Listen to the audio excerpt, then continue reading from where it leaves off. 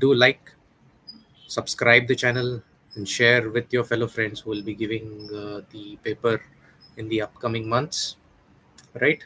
So the question number one, which has been asked in the August 2025, the first one is to enumerate the three principles that LLMC is based upon.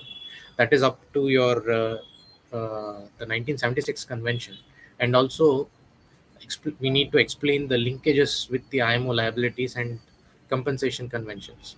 So first of all, main principle of LLMC, and we need to link it with the IMO liabilities and compensation convention.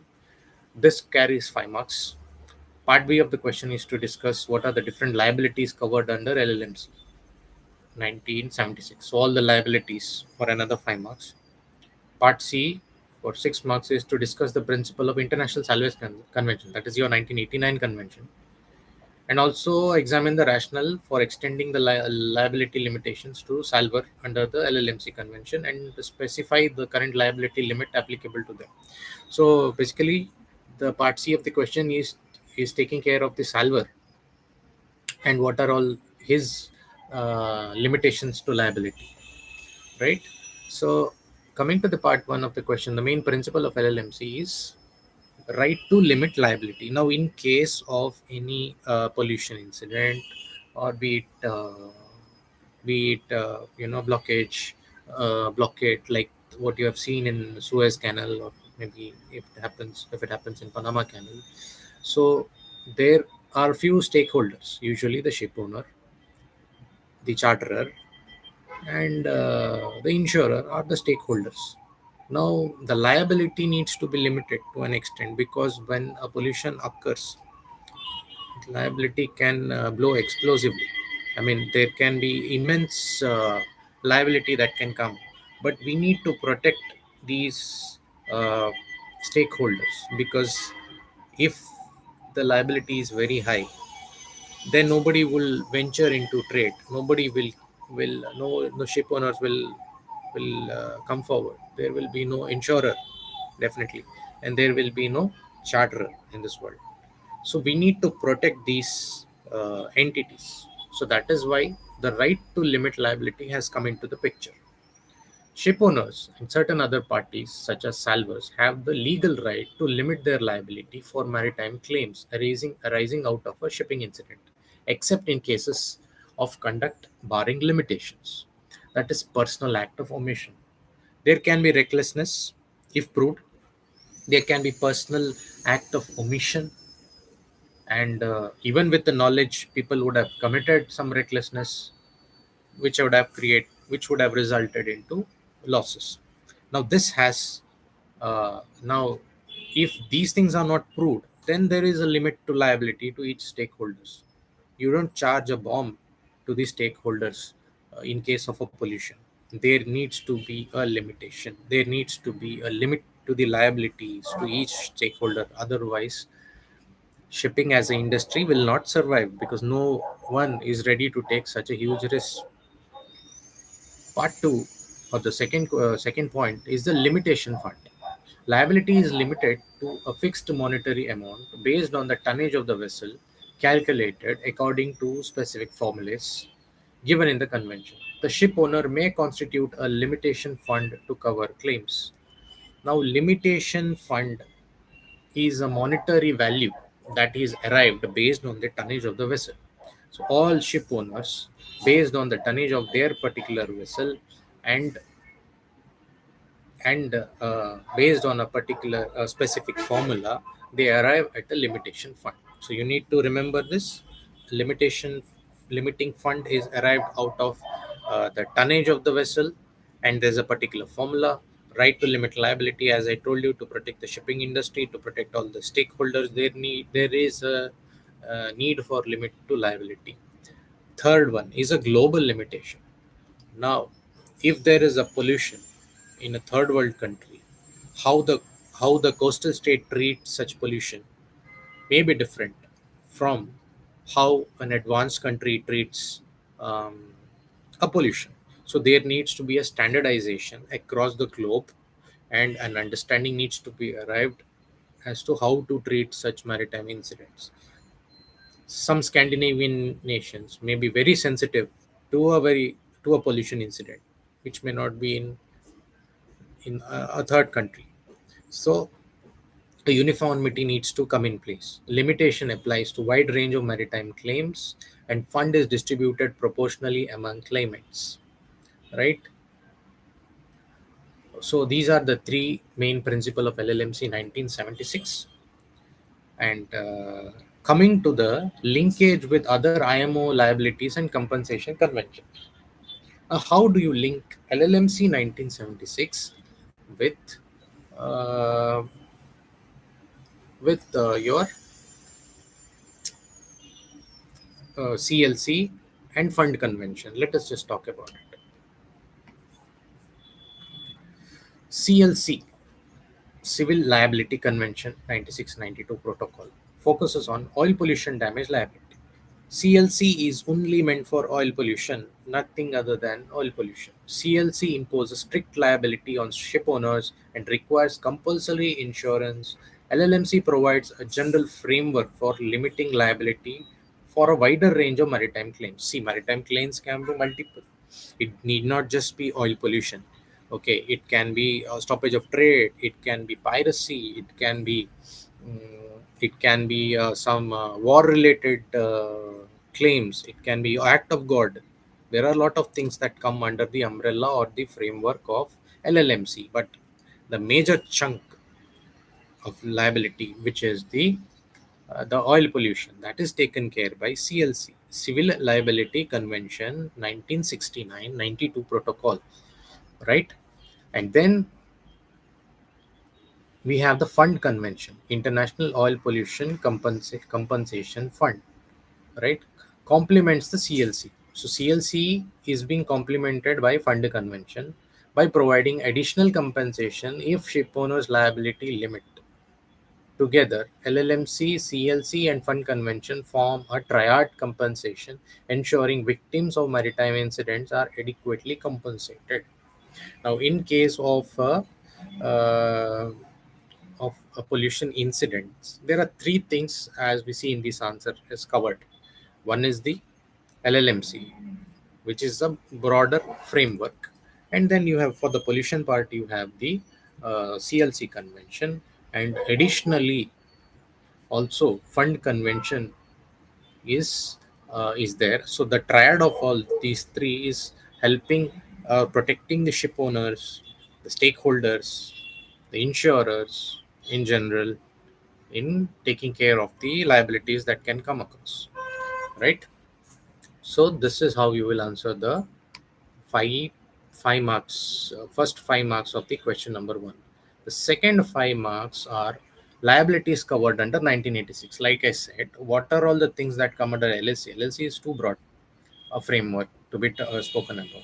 Claim for loss of life or personal injuries. There is a loss of life, there is a personal injuries, LLMC. CLC will not come here. Claim for loss of or property damage. The ship has fallen aground. There is a collision. So this is one part. Then claims related to delay in cargo or the passengers. Now the ship is not able to arrive on time. The charterer is penalizing the vessel.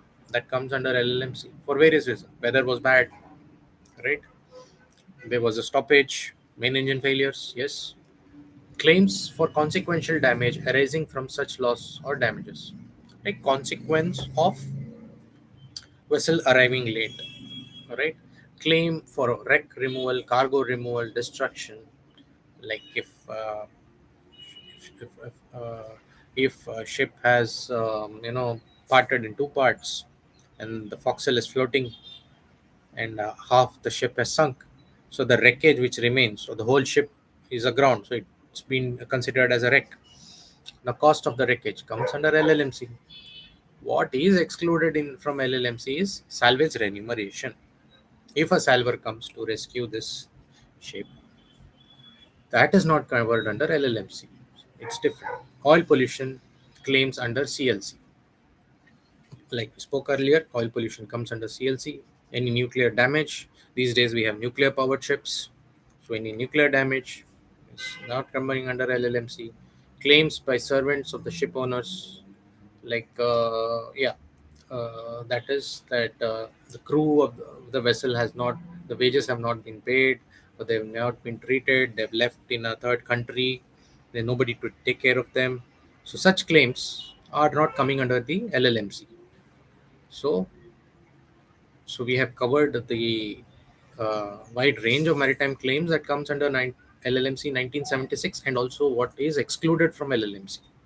So what is excluded is very few, and if the vessel has the CLC plus the fund, it's part of the fund convention. So the triad of all the three will take care of um, take care of all the liabilities that they can come across. So we have covered 10 marks here.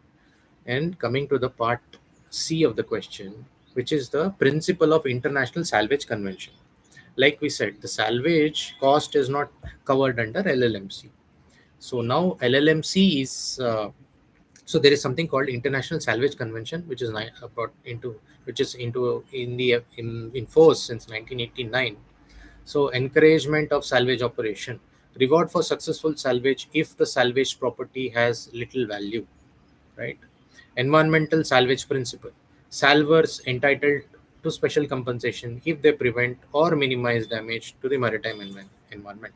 The salvage incident, for example, let's say the Coast Guard of India has helped in the salvage of one of the vessels. Uh, so the vessel has sunk, definitely, but they have minimized they have debunkered the vessel, or they have sent some tugs or tankers which has removed the cargo which was hazardous in nature, or certain containers which were hazardous in nature. So all this has resulted in minimizing the risk to the environment. So this also has some also has some weightage in terms of compensation a salver can get. Also, the part 3 is a fair distribution. The salvage reward is based on the criteria such as effort, skill, risk undertaken by salvers, right? So the salvage activity may not be successful, but there is a lot of effort, skill, and risk that is undertaken by salvers, so they need to be compensated for it. Earlier, it was no cure, no pay. Like earlier, it was that if the salver is not able to I used to hear that there was a blank check which was being offered to a salver, and he used to write a particular value to start a salvage operation, and provided he saves the vessel, he is entitled to the amount he has mentioned in the check. So, but nowadays it is no cure, no pay. That is, no cure, no pay has been modified. That is, even his attempt towards salvage of any vessel, he's being paid. He's being taken care of, because if uh, if such a policy does not exist, then nobody will carry out a salvage operation, right? So traditional no cure no pay expanded to allow compensation for protecting the environment even without saving the property. Duty to cooperate. Owners, masters must cooperate with salvage operations. Right. So principles of salvage operation are just five. I'll help you remember it. First, you need to encourage a salvage operation, right? Then any environmental, first you have bought a vessel. Coast Guard has, visualize a situation. First you have to push the Coast Guard. You should motivate the Coast Guard, come and attend the vessel. So that is encouraging the salvage operation. Second, the Coast Guard says, I have debunkered the vessel, or I have removed some hazardous container. So he has done that. So environmental salvage principle apply. Fair distribution, right? That is, there is a certain amount of skill, effort, and risk that has been carried out by the Coast Guard. So fair distribution is there. Now, no cure, no pay, which earlier existed, has been modified. That's the fourth point. Fifth point is the duty to cooperate. That is, the master and the vessel needs to cooperate with the vessel, so that a successful salvage operation can take place. Now, the rationale for extending liability limitation to salver under LLMC. Salver, like ship owner, may also face third-party claims damage due to during salvage operation. Yes, definitely. During a salvage, the The salvage operation itself might have resulted into some third, uh, some other disaster and some other maritime claims, like a vessel tried to tow, and out of the because of this salvage effort, the vessel must have uh, hit a jetty or damaged some cranes over the cranes on the berth of the jetty, right? So these claims can come over the salvors. Including salvors ensures they are encouraged to undertake rescue operation without fear of unlimited financial exposure. Of course, it is the salvors expect that they are provided unlimited financial exposure. I mean, they need to work without the fear of unlimited financial exposure. Also, it harmonizes liability limitation across all maritime actors involved in rescue operation. Current liability limit for salvor, as per LLMC 1996 protocol, is in force from 2004, and it was amended in 2012 with increased limit. All right. Uh, all right. Now, what is the new formula? That is 2 million STR for claiming up to 2000 gross tonnage. 2000 gross tonnage is a very small vessel. Okay, 2 million SDR for a claim of up to 2000 gross tonnage. No plus 800 if it is 2001 to 30,000, plus 600 uh, for a tonnage from 30,000 to 70,000, plus 400 SDR above 70,000 per ton, right? 2 million SDR is fixed. Now after that, that is up to 2000 gross tonnage. Now from 2001 gross tonnage to 30,000 gross tonnage, for every ton 800 SDR is being added, and then we are adding 600 SDR from 30,001 to 70,000, and 400 we are adding above 70,000 gross tonnage. This is how it works. For salver not operating from a vessel, the tonnage of 1500 GT vessel is deemed applicable. For a salver not operating from a ship, okay, if salver is not operating from a ship, the tonnage of 1500 gross tonnage vessel is deemed applicable. Right, this is an additional point that they have included. Right. Now let's go to the question number two. Discuss the concept of carbon intensity indicator as adopted in MARPOL and commercial impact of CII in shipping business. Discuss shortcomings of current CII concept being faced by the industry and remedial measures adopted. Right. Now, concept of CII, carbon intensity indicator under MARPOL, adopted under MARPOL NX6, effective since 1st January 2023 as part of IMO's short-term greenhouse gas reduction measures. CII is a measure of ships' operational carbon intensity, that is grams of CO2 emitted per cargo carrying capacity per nautical mile, applicable to ships which is greater than 5,000 gross tonnage engaged in international waters. Each ships are rated A as majorly superior, B minor superior, C is moderate, D is minor inferior, E is inferior. So 3 years consecutively, if it is D, that is minor inferior, and if it comes inferior at least once, then the shipboard and energy efficiency management plan needs to be, what do they call it? A corrective action plan must be sent to the flag. So the vessel must submit a corrective action plan to the flag state, which is part of the SIMP Part 3. Now, commercial impact of CII in shipping business, right? Commercial impact, what I'll say is freight rates and chartering. Charterer would prefer a vessel which with CII rating A or B, leading to a better employment and higher charter rates. Poor rated ships may face rejection or reduced hiring. See, this is going to be a main um, parameter or yardstick while chartering a vessel.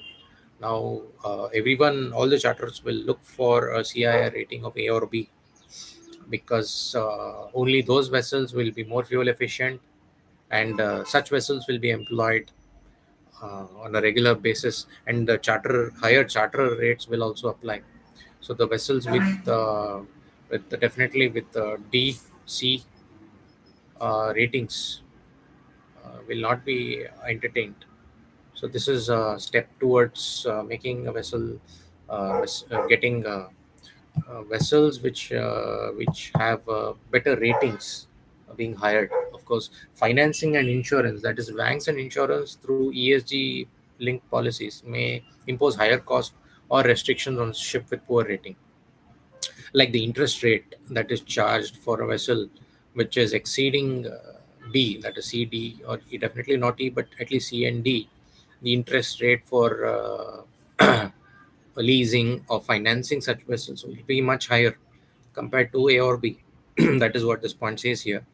Reputation and market access. Shippers and cargo owners increasingly demand green ships to meet their supply chain decarbonization commitments. Up to 2050, we are supposed to be carbon neutral, and the industry as a whole has a role to play. And green ships will be the crown jewel of any ship owner, or the reputation and the market access will be given to such vessels. Operational adjustments. Owners may adopt slow steaming, weather routing, or technical retrofits to improve CIS, affecting voyage scheduling and commercial flexibility.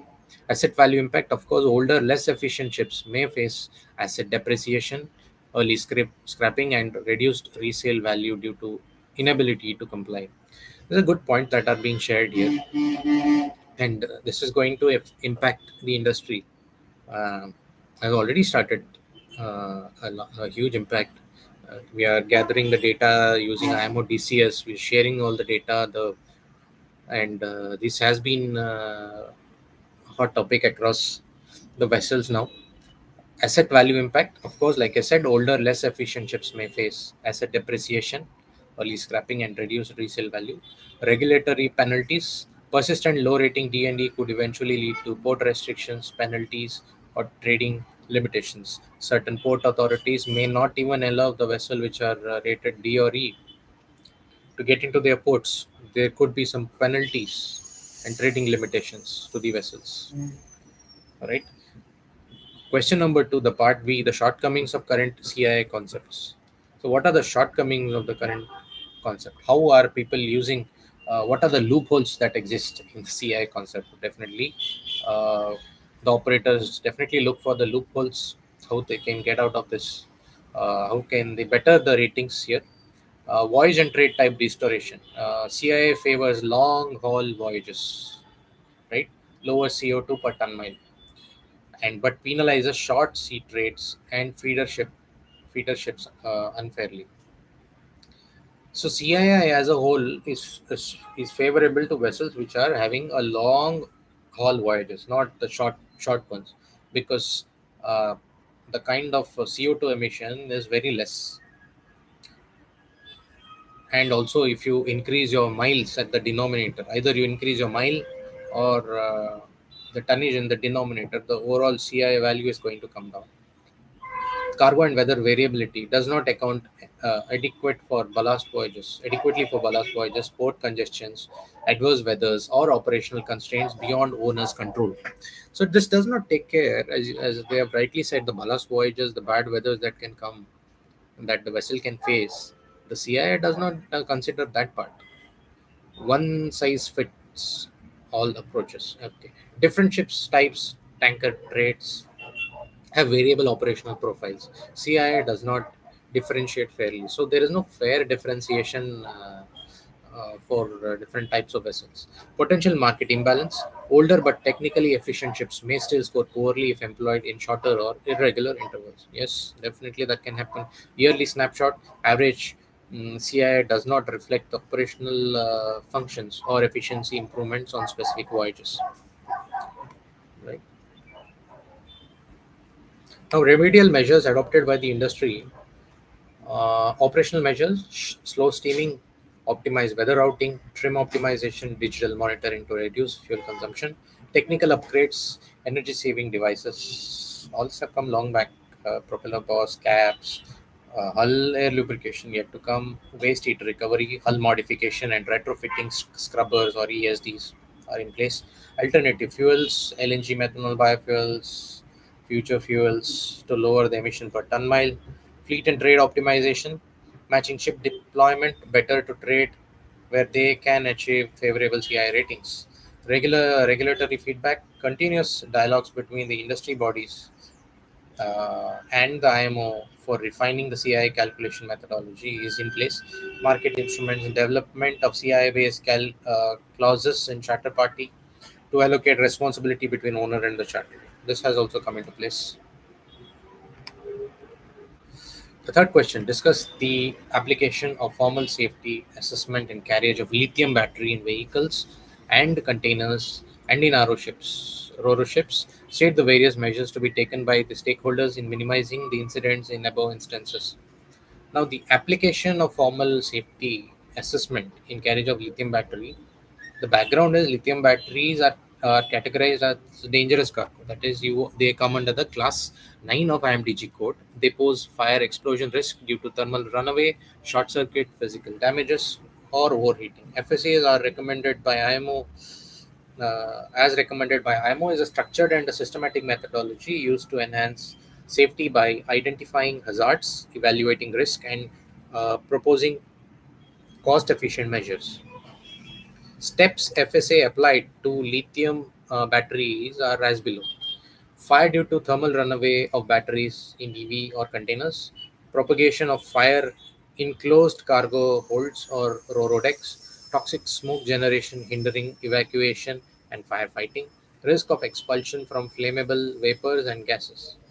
Risk assessment, probability of ignition during charging, transit, or due to damage, assessment of consequences, rapid fire spread, ship stability issues from firefighting, water, crew, safety hazards, cargo losses, and environmental impact. Risk control options, fire detection, fire suspension, ventilation system to disperse toxic fumes, dedicated stowage arrangements for battery cargo vehicles. Cost benefit assessment. Evaluate investment in advanced firefighting technology versus potential cargo ship losses, balancing retrofitting costs against reduced insurance premium and commercial reputations. Recommendations for decision making. Adoption of special RoRo fire safety regulation, incorporation of SSA outcomes into flag state and IMO guidelines for safe carriage of lithium batteries. What are the measures to be taken by stakeholders to minimize the incidents? Stakeholders, what can they do? Provide a dedicated storage area for EVs batteries containers with enhanced fire insulation, installation of fire detection and suppression system suitable for lithium battery, ensure compliance with SOLAS fire safety requirements and IMDG code, shippers manufacturers proper classification packaging labeling of lithium battery, ensure state of charge of batteries at safe levels that is below 30%, provide safety data sheet and emergency response information to carriers, port authorities and terminal operators, dedicate storage zones for lithium battery with restricted access, strict inspection of vehicles and containers for undeclared battery cargo, crew training, specialized training for crew in handling the lithium battery is necessary, conduct emergency drills, including a RoRo fire scenario involved in EVs, provide protection equipments for dealing with toxic smoke. Regulatory continuous update of continuous update of SOLAS IMDG code, MSC circular in addressing EVs, lithium battery carriages, encourage use of formal safety assessment outcomes in developing future safety regulations. Right. So this covers our question number 3. Question number 4: how is human element issue addressed in STCW code? The STCW code recognizes the human element as a critical factor in maritime safety and efficiency. The code addresses this issue through competency based training certifications. So first of all, you carry out all the basic trainings, that is your STCWs and other courses. So it emphasizes on the knowledge, understanding, demonstrate proficiency, ensure seafarers are qualified for specific rank and responsibility. Bridge and engine resource management, BRM, ERM, they need to be carried out. Work and rest hours need to be taken care of. Medical standards needs to be as per the requirement. Leadership and managerial training has to be carried out. Mandatory training in leadership, cultural awareness, resource management of officers, safety training and emergency preparedness, mandatory training for safety, for fire safety, survival, crowd management, and crisis handling, assessment and continuous updating. STCW requires assessment of competence and periodic updating of training.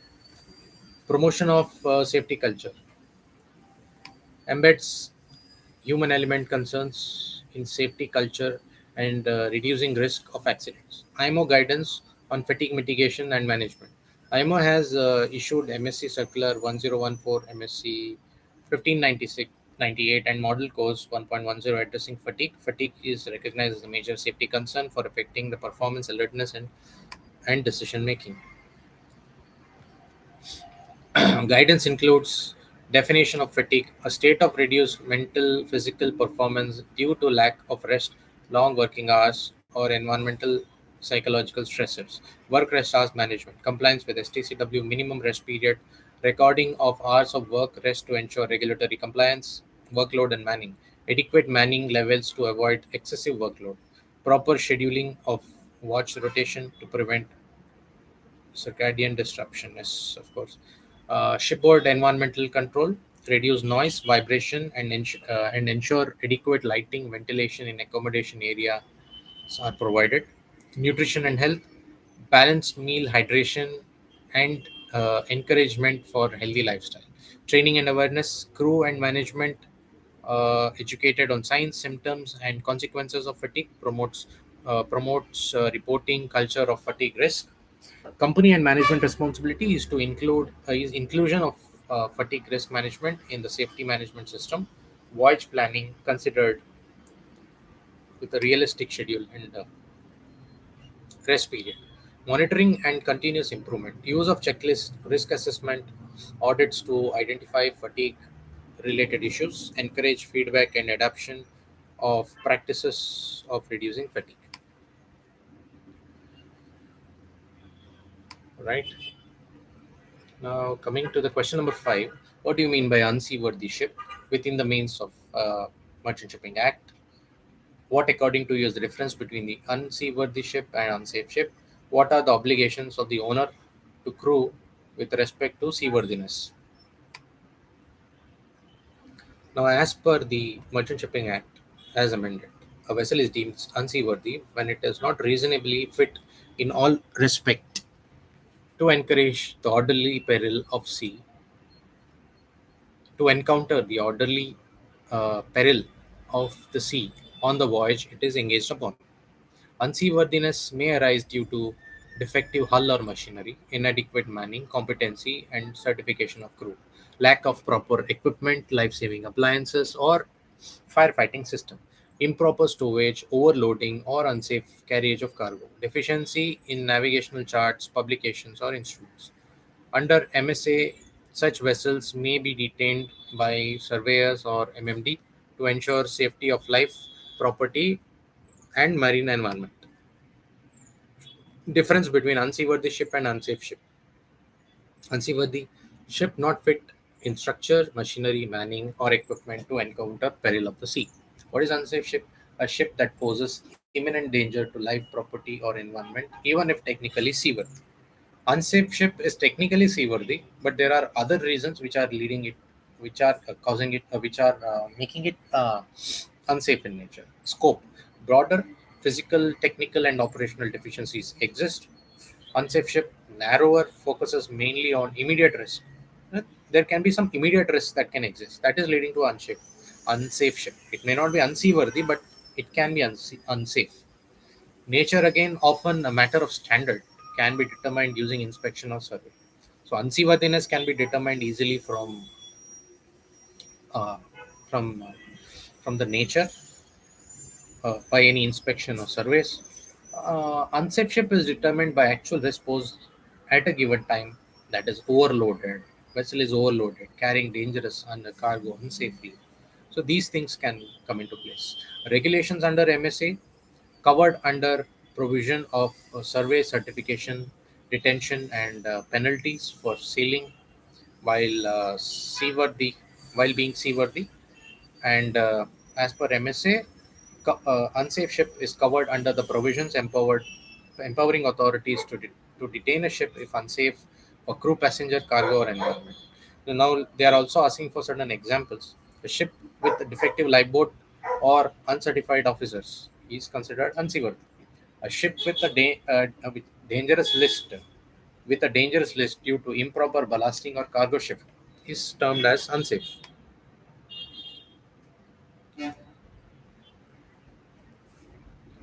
Right. Now, question number six, that is, general average is based on certain essential features. Discuss the statement. Okay, discuss this statement. General average is based on a certain essential feature. So, what are the features? That is what it is discussing. Part B of the question is, a large vessel has ran aground. Main engine was used in a head astern direction to shake the vessel loose from the ground, to loosen off from the ground. Due to excessive load, some bearing of the main engine got burnt. Can this damage be included in general average? Justification for the answer. That is what has been asked here. General average. Right. General average by definition is a maritime principle under the York Antwerp rule YA and customary law, where all the parties in a sea adventure proportionally share the loss or expenditure voluntarily incurred by the common safety for the common safety of the ship, cargo, and the fleet. Right? Essential features are, there need to be a common adventure. There must be a joint maritime adventure involving ship, cargo, fleet at risk. Extraordinary sacrifice, yes, action must be beyond ordinary operational expenses, that is, jettison of the cargo, firefighting costs, salvage expenses. Like, you had to jettison a cargo, you had to carry out a firefighting, maybe fix CO2 was released, or some salvage expenses has been, it's an extraordinary sacrifice or an expenditure, like this. Voluntary and intentional act, sacrifice must be deliberate, not accidental. Example, cutting away mast to save vessel from storm. Right, you have cut off the main mast, very rare, to save the vessel from a storm. Then it can be considered as voluntary and international intentional act for a common safety. The act must aim at preserving the entire adventure, not just one party's interest. So the act that has been taken as part of a general average needs to be saving the asset in total and not on one party. Like, for example, it's not just taking care of ship owner or charterer or any other third party insurer for that matter, but it should be preserving the asset in total. Reasonable and successful, yes, the measures must be reasonable in the circumstances and contribute to saving the adventure. Losses shared needs to be proportional, like we have already spoken about this earlier. All the parties, ship, cargo, fleet, contribute to proportion to their saved values. Yes, whatever the value that has been saved uh, for the individual parties needs to be the liability, the cost needs to be equally spread across them. Now the question, the part B of the six, that's a case study where a vessel has run aground and it is stuck in some narrow channel, and the only option for the vessel to be afloat is to use its main engine, but it will result into damage to the the main bearings, which is quite expensive. And here the justification is, the engine damage is not ordinary wear and tear, but a sacrifice for a common adventure. Definitely a common adventure is there. There is a sacrifice, therefore the loss can be included in general average and will be shared proportionally by ship, cargo, and freight interest. Definitely. So also, as per the York Antwerp rule number 7, damage caused by machinery, boiler of a ship when used to refloat a grounded vessel is allowed as a general average, provided it was intentional, extraordinary, and aimed at a common safety. Yes, so we have covered the six questions that could have easily been attempted in the month of August 2025. The first six questions, some of them were new. We have tried to address these with help of our tool, and I hope it has given you some understanding about the question that have been asked and how these questions could have been answered. And could have I believe what the purpose of carrying taking I mean conducting this video is to save a lot of time of those uh, fellows who are giving these exams in finding these answers. So I hope this video has saved quite a lot of your time and effort, and I wish you all the very best. Before I stop this video, I would like you to subscribe, share with your fellow friends who will be appearing for the exams in the upcoming months. Wish you all the very best, and hope to see you in another video. Thank you very much.